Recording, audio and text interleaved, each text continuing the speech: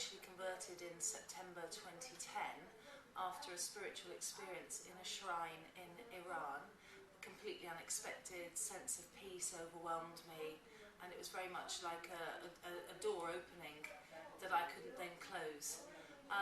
But I would say that I've been on the path to Islam, if there is such a thing, for around 5 years. I think the first step towards understanding what this religion is about is to spend time with Muslim people, and I've been lucky enough to work a lot in the Middle East. So the fear of Islam, the fear of what it represents, the fear of families living in the Middle East was gone very quickly. The main thing is, as a mother, I recognise the beauty of the Muslim family unit, first of all, before I discovered what it meant to pray. And secondary, I think, when we see on television Muslims going Allahu Akbar, we hear in our minds, we're going to kill you all in a jihad. When actually all Muslims are saying is, God is great, it's really good to be here, let's work together and make a better world. And once you see that and you recognise the way people pray 5 times a day, I was drawn to the spiritual cleansing, and it makes your life very, very different. It makes you a better person. I've got 2 daughters, aged 7 and 10, and they had questions. They said, will you still be our mother? Yes. Will you drink alcohol? No. And they went, hooray, which is slightly worrying. What else will it mean? And I said, well, it'll mean I'll pray. And now my daughters pray with me. So you'd be surprised. The transition is very natural. Islam is a natural faith in your daily life. My mother, who reads the tabloid press, thought I was converting to Buddhism and was happy. And when I said no Islam, she said, what, those nutters? But luckily, Islam teaches you to be really, really wonderful to your parents, especially your mother. So I sent her chocolates and flowers, and we've discussed it, and she's happy. I haven't spoken directly to Tony, but I know Cherie is a human rights activist, lawyer.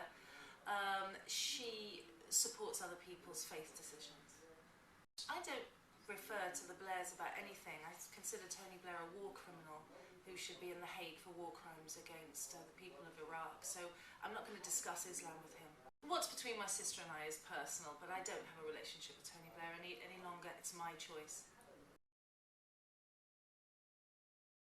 We're made to feel really, really afraid of Islam every single day with what we read in the press. I think the image of a woman as modest is sold as a woman who's repressed.